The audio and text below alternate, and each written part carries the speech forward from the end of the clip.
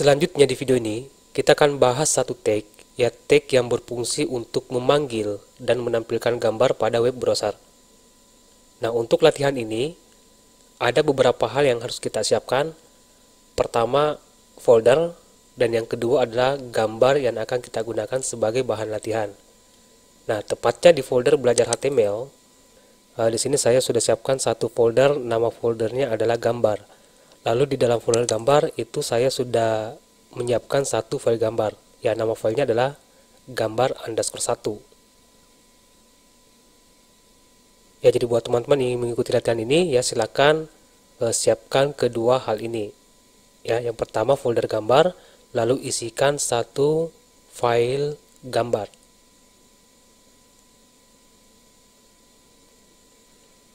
Nah, selanjutnya bagaimana cara kita ya memanggil dan menampilkan gambar ini pada web browser. Ya, sampai di sini saya close Windows Explorer-nya. Kemudian jalankan aplikasi Visual Code.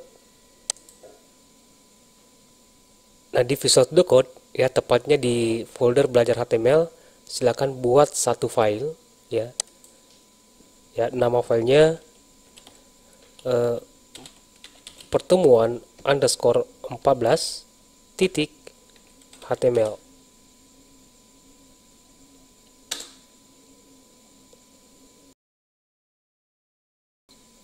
Untuk bagian title ini saya ganti menampilkan gambar. Nah, seperti biasa sebelum lanjut kita akan jalankan dulu file pertemuan14.html. Ya, kita akan jalankan di aplikasi web browser. Kita cari pertemuan 14, ini klik kanan, open. Nah, pertemuan 14. Oke, kembali ke Visual Code. Di HTML, untuk memanggil dan menampilkan gambar pada web browser, itu ada satu tag namanya img. Ya, tinggal ketik img, lalu tekan tombol tab di keyboard. Nah, di sini ada beberapa atribut ya. Ada dua atribut. Nah, atribut pertama itu adalah atribut src atau source, yang merupakan sumber gambar ya yang akan dipanggil. Ya, dalam hal ini sumber gambarnya itu berada di dalam folder gambar. Jadi source-nya seperti ini, folder gambar, kemudian slash. Nah, di sini sudah muncul nama file dari gambar yang akan kita panggil, yaitu gambar 1.jpg. Ini tinggal kita klik. Kemudian jangan lupa di save, lalu kembali ke browser, refresh. Nah, gambarnya sudah muncul pada web browser. Nah, selanjutnya di sini ada atribut alt ya, atau alternatif. Nah, atribut alt ini alternatif ya ketika gambar ini tidak muncul. Misalnya di sini alt-nya ini saya kasih string seperti ini ya, laptop. Nah, jadi atribut alt ini itu nanti akan muncul ketika gambar ini tidak muncul pada web browser. Nah, salah satunya misalkan kita salah dalam memanggil gambarnya. Ya, gambarnya ada di dalam folder gambar, tapi kita salah dalam mengetik atau memanggil nama filenya. Nah, misalnya di sini gambar_1, kalau saya hapus underscore-nya, kemudian kembali ke browser, lalu refresh, nah tentu gambarnya tidak muncul dan akan diganti atribut alt. Jadi sekali lagi, atribut alternatif ini ya, yang alt ini nanti akan muncul ketika gambar tersebut ya tidak muncul pada web browser.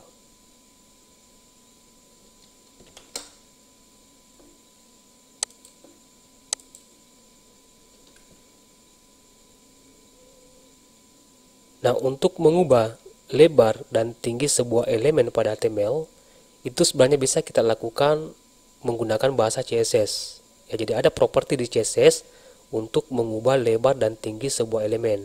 Nah, tapi di sini kita belum bahas yang namanya CSS, dan ini akan saya buatkan playlist baru yang terkait dengan CSS. Nah, akan tetapi jika kita hanya ingin bermaksud ya, hanya ingin mengubah lebar dan tinggi sebuah elemen pada HTML, ya, di HTML itu ada atribut untuk mengubah lebar dan tinggi sebuah elemen.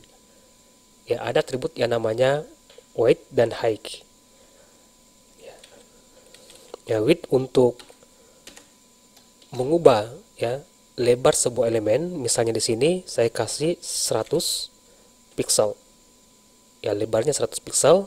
Sampai di sini jangan lupa di save, kemudian kembali browser, refresh. Nah, lalu atribut yang kedua itu ada atribut namanya height untuk mengubah tinggi elemen. Ya, sama dengan lalu petik 2. Kalau saya ganti di sini misalnya 50 pixel, ya jadi satuannya adalah pixel ya. Lalu kembali ke browser, lalu refresh. Nah, tapi hati-hati ketika ingin mengubah sebuah tinggi elemen ya, menggunakan atribut height. Ya, di sini lebarnya saya kasih 100, kemudian tingginya saya kasih 50. Tentu kalau saya jalankan ya, hasilnya adalah gaping seperti ini. Ya, jadi hati-hati ketika ingin mengubah sebuah tinggi gambar pada HTML.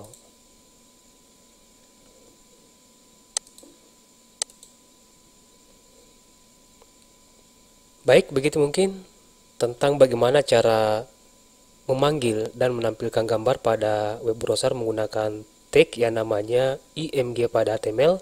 Semoga bermanfaat dan sampai jumpa di video berikutnya.